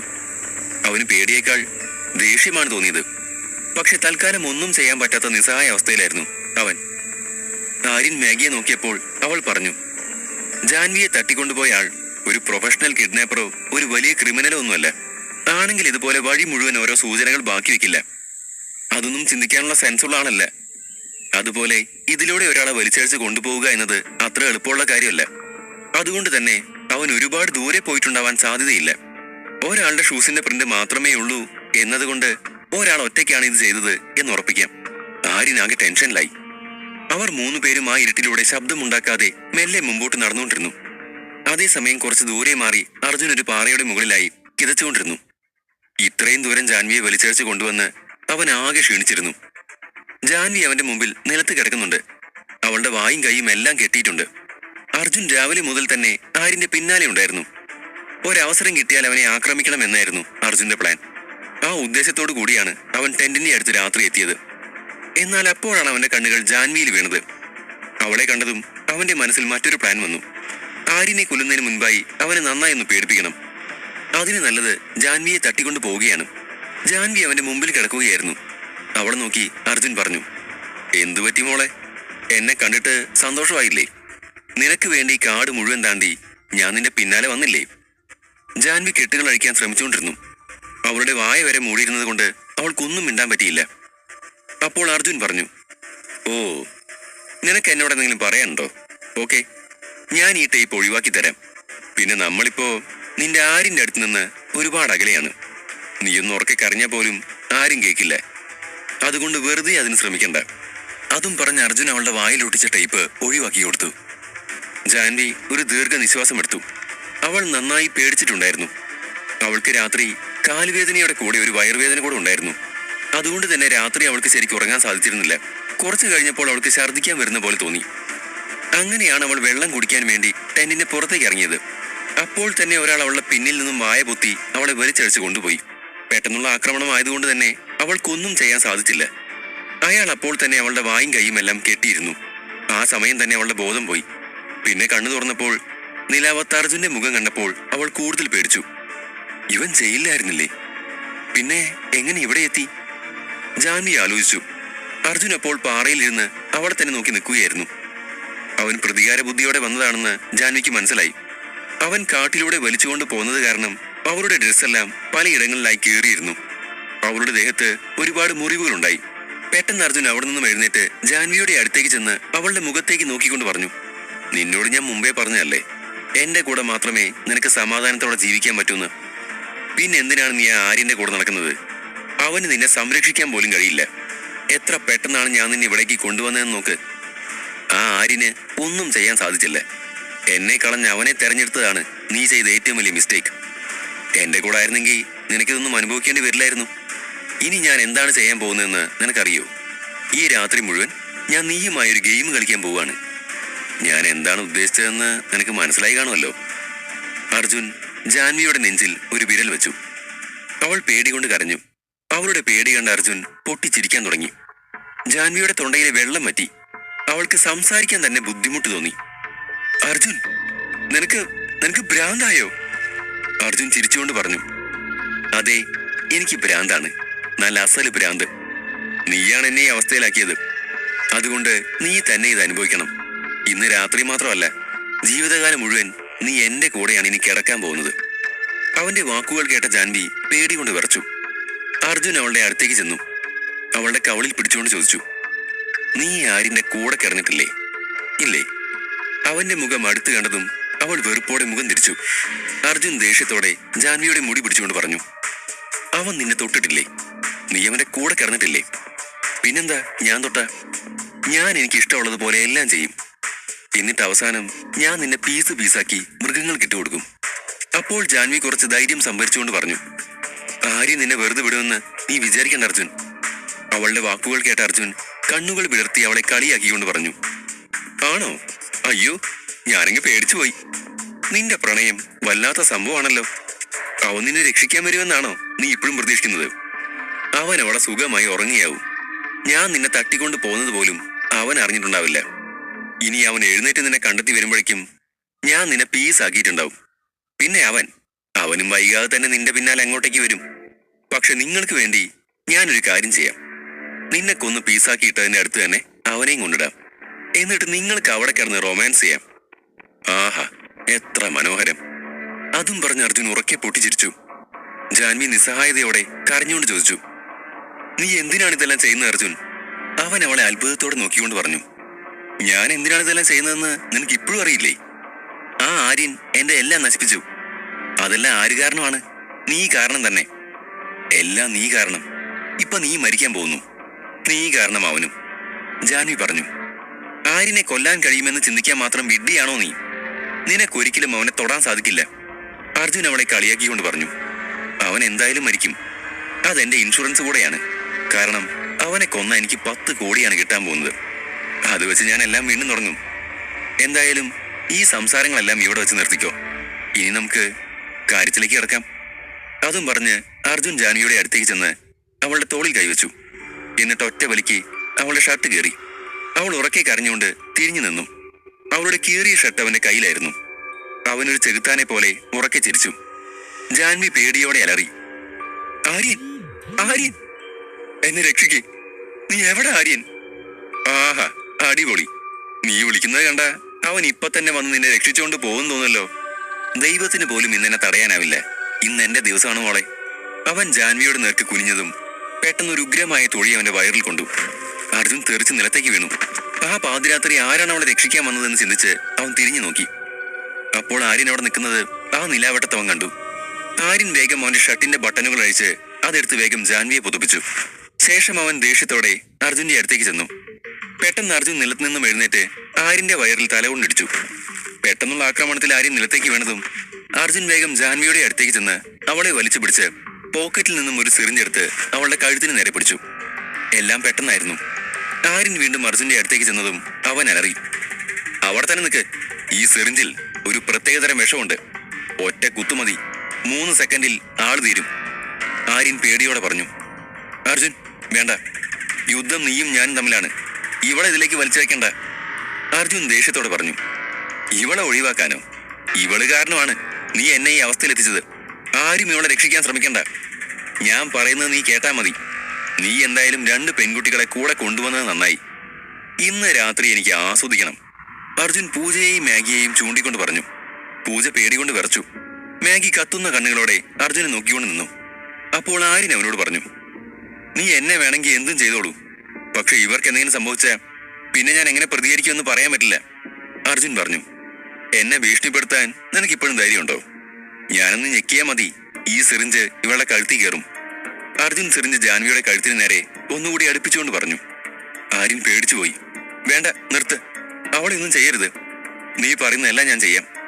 ആര്യന്റെ വാക്കുകൾ കേട്ട അർജുൻ ചിരിയോടെ പറഞ്ഞു. എന്തും ചെയ്യോ? എങ്കിൽ നീ വന്ന് എന്റെ ഷൂ നിക്ക്. ജാൻവി അലറി.